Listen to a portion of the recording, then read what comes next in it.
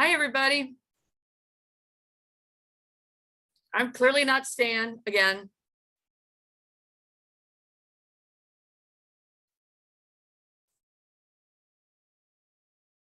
We'll get started in just a minute. People are still joining us. Let me let everybody in. Here we go.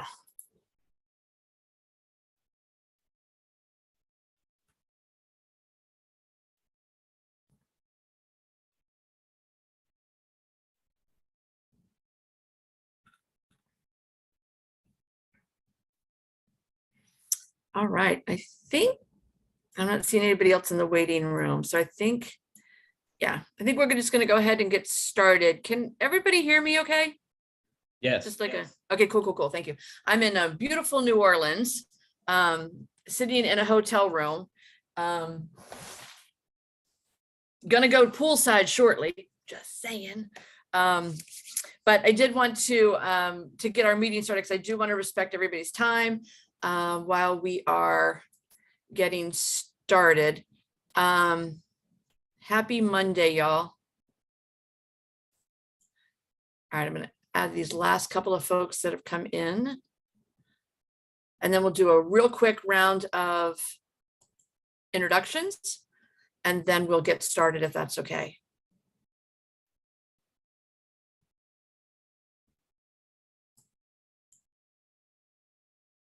All right, why don't we go ahead and get started? I'm just going to add people as they come in.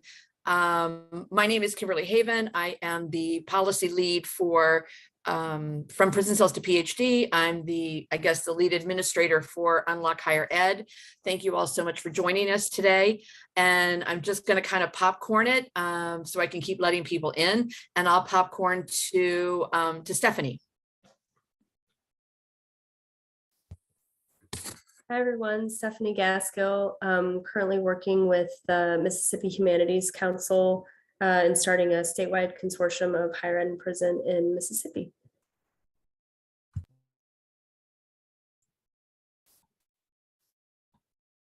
All right, Sheila, how about you? I'm just gonna call on y'all. That works. Okay. I'm Sheila Myman from Raritan Valley Community College in New Jersey. Great, thank you. Jonathan? Jonathan Blyways, founder, executive director of the Florida Justice Center. We're a legal aid organization, and I'm a formerly incarcerated leader. Wonderful. Margaret? Hi, everyone. Margaret Tizerga, director of the Unlocking Potential Initiative at the Vera Institute of Justice. Good to see you all. Judith? Hi, everyone. I'm Judith here from Miami, Florida. I'm the founder for the Freedom Glow. It's a reentry program for systems impacted individuals. Mark? Hello, everyone. My name is Mark. I'm part of Project Rebound in California, former lifer in the state of California, served 21 and a half years. And it's an honor and a privilege to be here today. Terrific. Basha? Good morning. My name is Basha. I work at St. Patrick's Center in St. Louis, Missouri as a workforce development case manager. And I also serve as a program analyst and consultant for Prison to PhD, P2P. And I too am a formerly incarcerated woman. Good to see you all. Terrific. Bradley? Hi, everyone. I'm Bradley Custer on the higher education policy team at the Center for American Progress in Washington, D.C. Terrific. Luis? You're muted, Luis. Oh, here we go. You can hear me now? Uh-huh. Okay, my name is Louis Bate Jr. I'm actually formerly incarcerated, still in a halfway house. I just was released a week and a half ago. I did 19 and a half years in prison, and I'm a student of Dr. Erin Corbett, one of her scholars, and good to meet all of you. Wonderful, wonderful. Jessica? Hi, I'm Jessica Snow. I'm a justice impacted woman here in Maryland. I am a communications associate for P2P and also for the Education Justice Project. Fabulous. James? Hello, everyone. My name is James Elliott. I'm a summer intern with Unlocking Potential, Vera Institute of Justice, rising senior at Columbia University, and formerly incarcerated as well. Terrific. Satra? Hello, everyone. I am Satya Taylor. I'm the lead of organizational effectiveness and impact at Operation Restoration, and I have my colleague joining me. Hi, I'm Dr. Sharia Lane, and I'm the higher education lead for Operation Restoration. And welcome home, Lou. I don't know if you remember me, but I was at Ed Trust when we did the panel. It was good to see you. Yes, I do. Thank you. Love it. Love it. Thank you, Satra. Mansi. Good afternoon, everyone. My name is Mancy Thompson, and I am the program director for P2P. Welcome and congratulations. Hey, Kim. Thanks. Odell. Hello, everyone. My name is Odell Johnson. I am in Little Rock, Arkansas, UAMS, University of Arkansas Medical Sciences, focused on criminal justice research. Fabulous. Thank you. Taylor. Hi, everyone. Sorry, my internet is lagging today, but I'm Taylor. I work with Emilio, and I'm their program director for prison education. Fabulous. Erin. Hey, everyone. Erin Corbett, CEO, co-founder of Second Chance Educational Alliance, primetime bugger of Lou Mattei Jr., and director of the Quinnipiac University Prison Project, and executive team member of the Jami Sisterhood Project, convener for Project Freedom. And I think that's about half of what I do, so I'll leave it there. And Eric, I'm hoping that I said your name correctly. That's great. Yeah, thank you, Stanley. My name is Eirik Steinhoff. I'm a member of the faculty at the Evergreen State College here in Olympia, Washington. My apologies for having my camera off. Very low bandwidth up here where I'm living. So I've done some work with the Bard Prison Initiative before I moved out to the West Coast, and I've also worked at Evergreen with Gateways for Incarcerated Youth. This is a kind of inside out program at a youth prison about half hour south of us on campus that was founded 25 years ago. And I also collaborate with the Sustainability in Prisons Project, which is based at the Evergreen State College. Really glad to be here to listen and learn and catch up with all the good work that all the good people on this call have been doing. Terrific. Thank you so much. I don't think that I missed anybody, but if I did, speak now, but I think I got everybody. I actually did that right. Terrific. Okay. I want to be respectful of people's times. Margaret, I wanted to kind of jump to you real quick. Any updates that we need to be aware of that Vera is working on? Any response to the letters? I guess two things just to mention, and I can send this. Let me think if I have a link that I can put in the chat in a second. But IPEDS, which is a big data set that colleges report into, they have their public comment period open regarding how colleges are going to include data for students who are incarcerated. So I don't have a ton to say about it because on my plane ride today, I'm going to read through the public comment notice that they published, but I can put the link in the chat. So if folks want to look into that, they can. Okay. And then, the date a lot of people have been waiting on is, when the Department of Education is going to open up the public comment period for the notice of proposed rulemaking, which would pertain to the whole FAFSA Simplification Act and Pell Reinstatement for All. That is not yet out, but, we'll certainly share, or I'm sure others will share too once that goes live, but probably, oh, thanks, James. Probably, yeah, sometime this summer, but I don't know exactly when. Oh, okay. So you haven't heard anything yet. Okay. I know it's moving, but I don't know when it's coming. All right. We had two people join us that I want to give them a brief second to introduce themselves. Mockley. Hey, everybody. How you doing? Mockley with P2P, Policy Advocacy and Outreach. And was that it, Kim?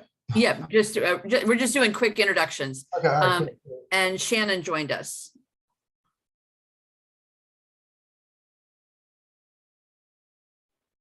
Hey, everybody, just nursing a torn Achilles here. Shannon Ross with the community in Wisconsin. Great, thank you. And Michelle Daniel joined us. For everybody, Michelle Daniel Jones, Constructing Our Future, Indianapolis. Wonderful, thank you so very much. I think what we wanted to focus on, I know what we wanted to focus on today, was the conversation that the steering committee has been involved in, that we have been talking largely to folks about, is building out and we'll also, the information that's in the chat, the links and things that are being dropped in, we'll also send out to everybody who registered and wasn't able to join us and also was part of the Unlock Higher Ed. But we're building out the organization and the organizational structure so that we can actually be responsive to, as Margaret said, when the public comment piece opens up, we can make sure that the information is shared. But again, it's a big endeavor. It's a very heavy lift. We need lots of hands. And so we've been circulating information to folks about committees and joining the various committees to help us move this work. And so I'm doing shameless plugs for committees and people to get involved with the committees. I know that most of you were on the call last month, and we put out committee notices for state level, for federal level, for general Pell events and media and messaging. And so if you have any interest in participating in any of those committees, please, please, please, let me know so that we can get regular meetings set up. Again, not a heavy lift if there's a committee. If it all falls on like individuals, it's a lot. And so I will just leave that here. I also want to open the space before we talk a little further organizationally about any updates that any of you are working on, anything that you have seen in your state, anything that you're aware of, any reports, anything that relates to the work of Unlock Higher Ed. And also this is an opportunity for you to do shameless plugs if you have events or needs or anything else coming up. So I'm just going to not call on anybody. I'm just going to mute myself and let you all talk. Because whatever information you have, let's share it. Whatever resources you have, let's share it. So I'm going to open it up now. Please don't let me hear crickets. Haha, Stanley, who is Kimberly. This is Erin. If folks are interested in getting together to start planning for their individual state's legislative session, feel free to reach out and let me know. Folks should be on like recess now, but this is exactly the time to start planning your advocacy agendas, as sessions will be starting likely at the top of the year. And so as you're thinking about the level of advocacy of your program or organization, or just individually, feel free to reach out. Kimberly, if you can make sure to include my email in any notes that go out, and I'll also put it in the chat, then we can put something together, and I'll be sure to have Lou on it.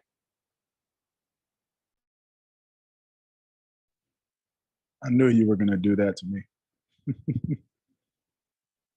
You already know. You already know. I've already pulled you into 87 things. Michelle, you see Lou? You see Lou? He's going to be on some calls with us. Yes, I see him. Glad to see him. Glad you're here, brother. Thank you. Glad to be here. Hi, everyone. I'll give you a quick update of a conversation that some of us on this call and others had last week with the Department of Education.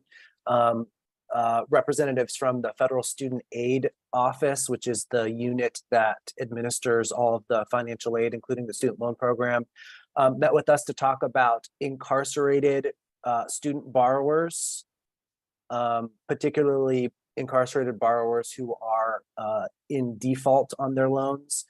It was a listening session, which means that the representatives from the Education Department didn't answer any of our questions, and they didn't tell us like even one thing. They didn't say anything to us, but they listened to us. So we had about 45 minutes to share concerns and ideas about how to support student loan borrowers who are incarcerated. So I just want to say that that conversation is ongoing. We're going to provide some more guidance to them in writing. And if any of you have insights, ideas, questions, stories about how best to do that, please, you can forward those to me or Terrell or Sheila. There's probably some other people, so that we can be gathering that information to share with the department. Thanks. Bradley, do you have any sort of like framework that you're looking for, or anything in particular that would be helpful or compelling? I think at this point, we are trying to get the department to tell us what they're doing with Fresh Start. That's really important. That's like the most immediate thing that's coming. Like, what should we be telling incarcerated borrowers about what's happening in the near future, especially if we're trying to get them enrolled in this year's Second Chance Pell programs. So until we get more information about that, it's hard to know what to do. But certainly if people have ideas on like what they seem to be really sort of interested in was how can we get the student loan companies, the servicers, to communicate properly with incarcerated people? Like, how do we bridge that gap? And I think they're interested in hearing about those barriers and just ideas on how people have done that successfully. So if you have ideas for that, I think that might be like a really tangible piece that we can start to pass on to the department. So are you thinking like what the effective messenger is that can bridge that? We know what's going on. We have the information to the people that are incarcerated. Just like, if a person has a student loan and they're in prison, how are they supposed to manage their student loans? How are they supposed to set up their payment plans? How are they supposed to send in those payments? If they have an issue, like, how do we make that communication happen? When the department is doing all of these new things, like they're trying to fix IDR and PSLF and all these other things, how does the Department of Education actually get that communication to the borrowers who are incarcerated? That's the communication barrier that I think we're trying to figure out right now. Okay. Yeah, and I think if I can just add one thing, Absolutely. I think we're trying really hard to focus the department on a few things that we desperately need them to take action on. And I will tell you, Bradley throws a good party because he arranged this listening session and managed to get this COO of FSA to come, which is, I think we were all a little bit surprised we had that kind of brass in the room. It was really, and this was an individual who controls most of FSA, who has a long and storied political background, and was shocked to hear that these difficulties are present for our students. I mean, he learned a lot from that call, and I think that was a huge achievement for him to be there. Do you think he's going to be an ally in this? If he didn't push back, Bradley, right? That's right. Yeah, he didn't push back. I think he thinks this is a big hill to climb. Right. But that doesn't mean there aren't solutions to this problem. And I think he is very, he has a track record of being very tough on the servicers. So he's going to hold them accountable. And if he's hearing that they are not properly supporting a certain population of borrowers, then that's going to be a problem for him. So I just think we have to keep him hearing about this population of borrowers. And I think we'll see some movement on this. Do we have any idea on the scope of how many people that are incarcerated have student loans, and maybe, again, the currency, I mean, how you're going to pay for it, that's a whole other thing, but that may already be in default of those loans? Our partners at the Student Borrower Protection Center have tried multiple times and are currently trying to get data on this, and they either get no answer or the answer that such data don't exist. We really don't know how many people currently in prison have a student loan, and then of those, how many are actually in default.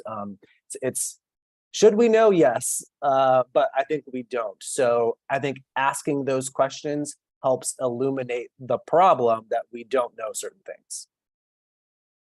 And Lou, you've had your hand up. I want to make sure you get it. Yeah, I'm going to make sure I get to Lou. Yeah. So first of all, my question is, are these student loans that were applied for while incarcerated?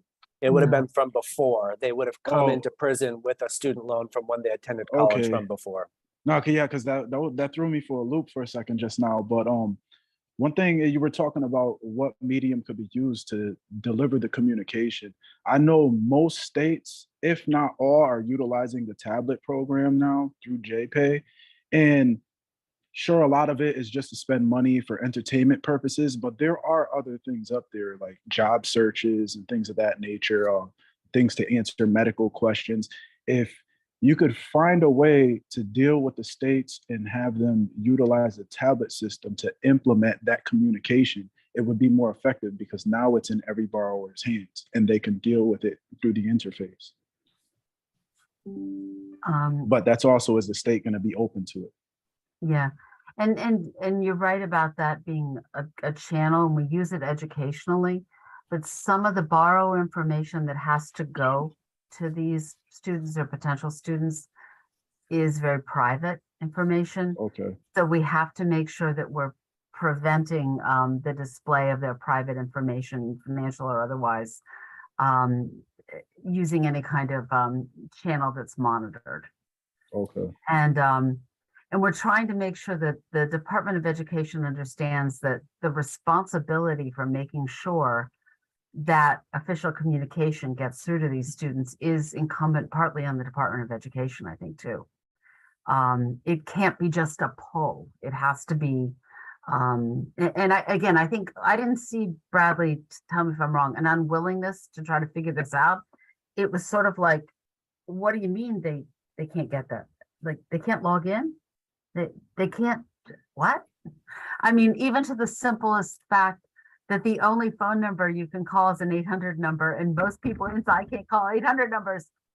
That was shocking to them. And so just displaying some, again, we're trying to keep it focused so that if you tell them to fix the world's problems, nothing will get done. But if you give them some strong focus areas to move forward, we're trying to crystallize some of that right now. And just the fact that these people had not heard of these problems before at the top levels it meant this was just a golden opportunity. And I know I'm very grateful that it got arranged.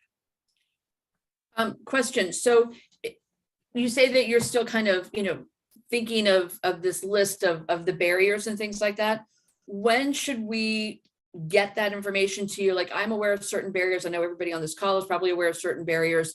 I'm sure that a lot of them are the same, but to be able to get that information to you, and then what's your next steps with meeting with DOE? So our next step is to put together a letter with some of our ideas in it, sort of boiled down from our conversation, and also drawing on any insights that you share us. I think we have there's no event that is happening in the next 2 weeks or something that's pushing us to do this, but we just want to get it done. So I think in the next week, we're going to try to start working on this letter. I'm going to drop my email in the chat right now for you to do that. And we're happy to take anybody's insights and suggestions to put in the letter. And I think that's our next step. Okay. Give us your target date to get information to you. End of the week. Again, we all work better with, Yeah, end of the week. Okay. And I'll make sure everybody who's on that, who are working on this letter, knows that we can expect maybe through the end of this week ideas coming through. That'll be helpful. Thanks, everybody. Thank you, Bradley. Anybody else have anything, any updates, anything that they want to share or update us on? And again, we will be sending out all of this to everybody and also a link to the recording. Sheila, did you have anything else? No, I'm just, again, very appreciative that Bradley set this up because I think it exposed a communication channel that's critical and hasn't been mined yet. Okay. Margaret, what about you? Anybody else have any updates on their organizational work that they're doing that they want to share? Anything that we can help support, prop up? Aaron, Stephanie, Satra, Shannon? Just I throwing them out have there. one thing. So I have one thing. We're creating a consortium of schools and universities in Milwaukee to put together one degree that these different schools can work on to offer somebody inside instead of each school trying to offer their own degree, which is more resource intensive. So if anyone has any feedback or any place they know had done something like this, that would be really helpful going forward. So, and this is, I know there's a precedent set for schools offering this to people who are free, but for specifically a variety of schools working together to offer 1 degree to people that are inside, I think that might be new, but if it's not, I'd love to know more about, who I can talk to and get some feedback on that. Hey, Shannon, it's Margaret at Vera. Are you guys thinking about like a degree, like an associate's degree for transfer that would be recognized by a range of colleges across the state, or something more specific? So we have a variety of different players right now. We have the Pell Pilot program has been occupied entirely by MATC, the Milwaukee Area Technical College in Wisconsin. And there recently were 3 more schools that just got money in the second round, or it might have been the third round of Pell Pilot allotment. And so they have an associate's degree that people inside can get entirely through MATC at most prisons, not every one of them. So building on top of that, we want to use different schools that have 4-year degrees, because MATC is pretty much all 2-year associates, to start offering 1 or maybe 2, or however that looks. It's pretty flexible right now, bachelor's degrees, 4-year degrees. So that would be like, the premise would be set on MATC's associates, which is entirely already has an apparatus to make that doable inside. But then how do we build that out so that people can pursue that when they get out, or even when they're in, to get a 4-year degree? And what does that look like? What are they offering? So there's a lot of questions that I'm not really sure where to go. I'm not sure if that's similar to the California system, but out here, a lot of individuals like myself, I went through and earned an associate's degree while I was incarcerated. Excuse me, I'm a little bit under the weather. And then I came home and earned a bachelor's degree. And we're currently in the process of partnering. When I say we, I'm talking about Project Rebound, specifically Cal Poly Humboldt, or partnering with College of the Redwoods, so individuals can go through and earn an associate's degree from College of the Redwoods, and while still incarcerated or after they come home, they can earn a bachelor's degree through Cal Poly Humboldt. I don't know if the way we're doing that would be helpful to you, but if it is, I put my email address in the chat. Thank you. I'm taking these down. I'm going to contact you. I appreciate it. That's great. Thank you, everybody. Shannon, Jonathan? Shannon, it's Aaron. I have a quick question. Who are y'all thinking would be like the conferring institution? So yeah, that has to be figured out. Okay, because I'm thinking if we look even question. at like Sheila's program, so Sheila works with not only Raritan Valley instructors, but Princeton instructors, et cetera, et cetera. So there is this collaborative effort, and the students that come out of her program have Raritan Valley credentials. And so is that the kind of model that you're looking for? So my fellowship is paid through Marquette University, and that's who I'm building this out with. But I'm told that they don't want to be the one to be the conferring university for this, but it might be still an option if it's kind of presented as you're the best route for it. I mean, who knows? Things change. But it's like at this stage, there's nobody stepping up and there's nobody stepping back. So I really am open to suggestions there. I have to kind of talk to them. I think it's going to be dependent on what the associate's degree is going to be. I mean, my fault, what the bachelor's would be until we know which one would be open. So there's a lot of questions really how we build this out. Okay. Shannon, are you the point person for kind of, if anybody has resources or they want to connect, are you the, I guess, the unofficial or official convener of this consortium you're trying to pull together? I feel comfortable saying yes. So yeah. Probably Margaret and her team have the most experience or the broadest exposure to what different programs and different consortium models are being used across the country. I would think with Vera, Raritan has one kind of model we have in the state of New Jersey. There's the Hudson Link kind of model, which is a little different. There's California, but there are a lot of models that exist. Some states have multiple degree conferring institutions. Some have a single, but some of the Vera experiences they've pulled together an awful lot of data about different models, right, Margaret? Yeah, sorry, I wrote Shannon through a direct chat that we'd be happy I was looking at it. Happy to Appreciate talk it. and would love to learn, what you're seeing and share what we're seeing with some of the other Wisconsin colleges and the DOC. No, awesome. I appreciate it. Thank you very much, everybody. Jonathan, any updates from what's going on in Florida?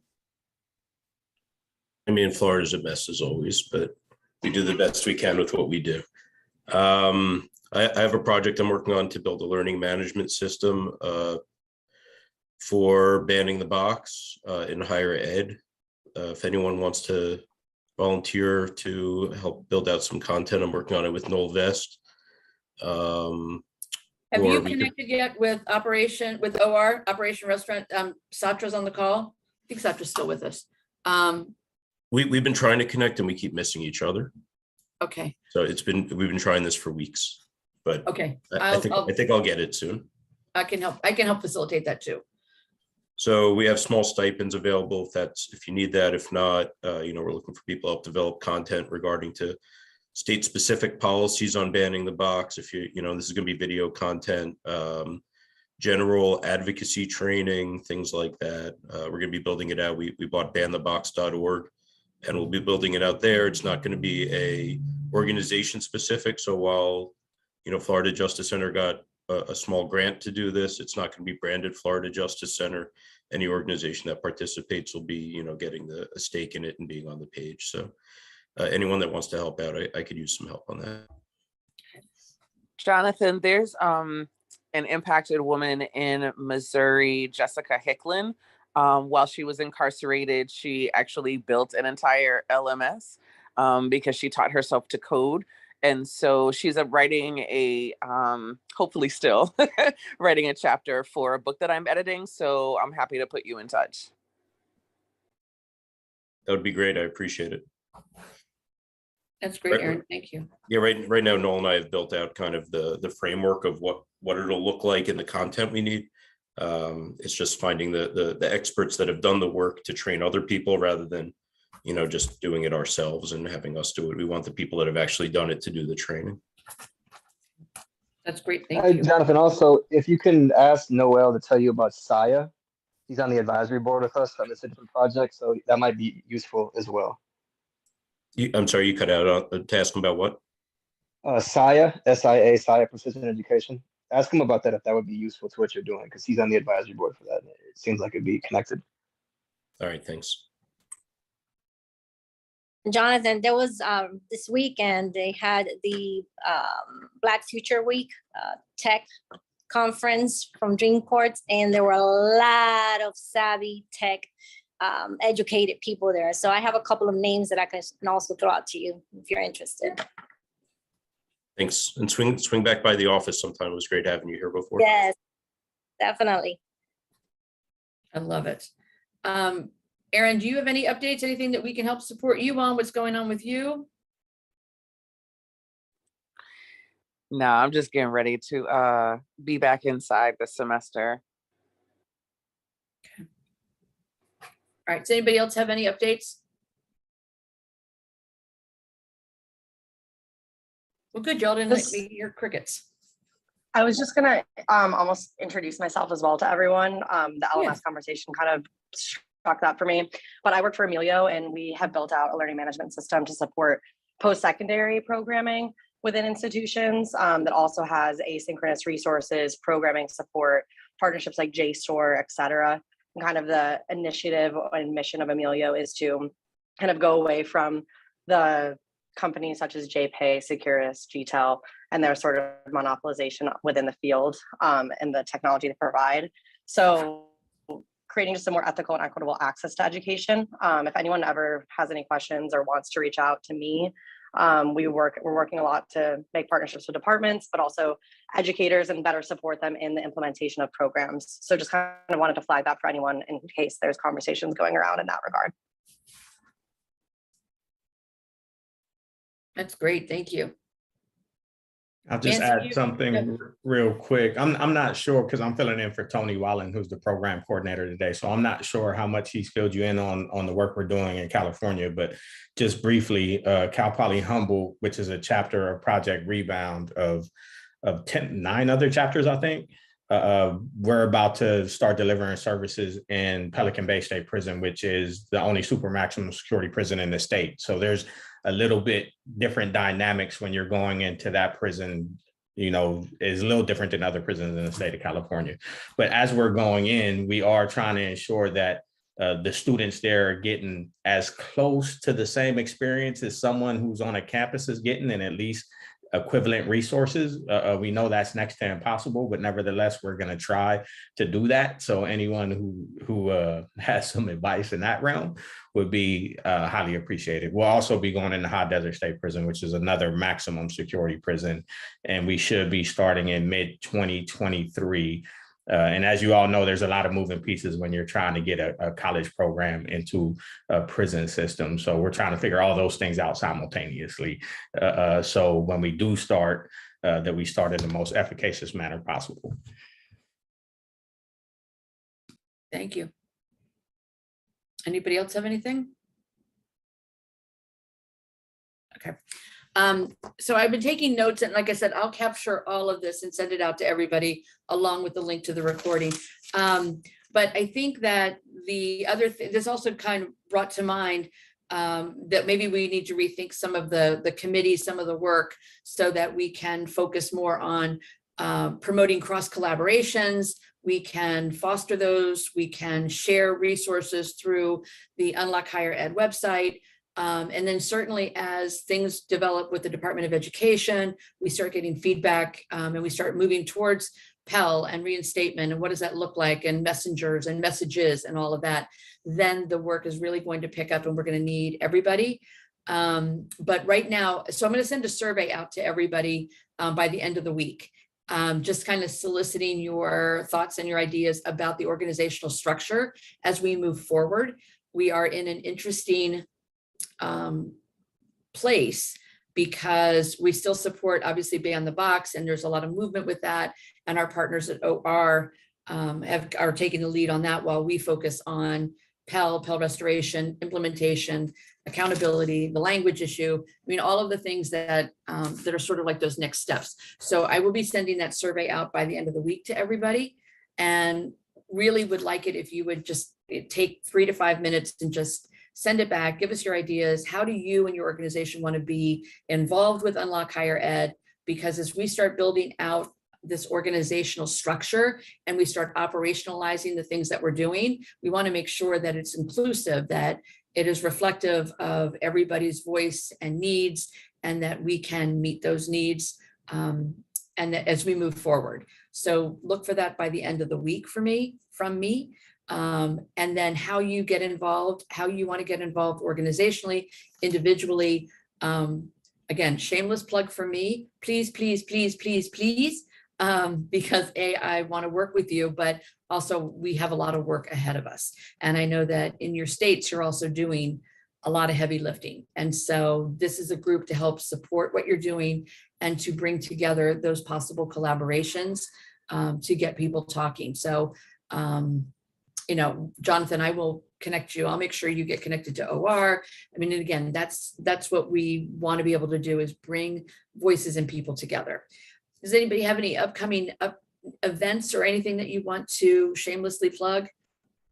This is the place. I should name this the Shameless Unlock Higher Ed. Any internship opportunities, volunteer opportunities, or job opportunities, because we're going to be looking to promote those as well.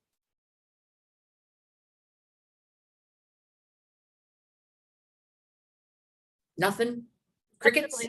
Hudson Link is hiring for several positions. I was just trying to get the link ready for the chat, but yeah, we're hiring a development and communications person, an academic coordinator at one of our sites, an IT coordinator, and a continuing education person to help when people come home to continue. So a couple of those are brand new positions. So we've got a few openings right now. So I'll drop it in the chat. Yeah, if you can send that link, we will connect that on the website, and Margaret will do the same thing with Vera. If you have any job openings, we'll post them on that site, on the Unlock Higher Ed site. And so please feel free to, as something comes up, just shoot me an email, let me know. We'll plug it in and we'll push it out. We're also going to be doing an Unlock Higher Ed newsletter. It will not be this long, voluminous thing that you have to read, but it will be an opportunity if something comes up in the interim between meetings that you have information to share. It will go out on the first of the month. So it'll always go out right after our meeting. And it'll be another opportunity to share what happened in the meeting, what's coming up, and another way of keeping everybody engaged, because I do know that an hour out of your day, when you have so much to do, sometimes you can make it, sometimes you can't. And I want to make sure that everybody stays connected and informed. Is there anything else that anybody wants to discuss, promote, share, complain about? I was going to say the B word, but complain about? Nothing? I love you all. So with that, I'm going to actually give you 18 minutes of your day back. I'm going to go to the pool while the sun's out before whatever's going to hit Louisiana, and pray to God that my flight doesn't get canceled tomorrow and that I can actually get back to Maryland. Everybody, thank you so much. And like I said, we will make sure that we get all of this out to you. Anything that you need from us, let us know, and we will share and we will promote it. And thank you all so much for joining. Thanks, everybody.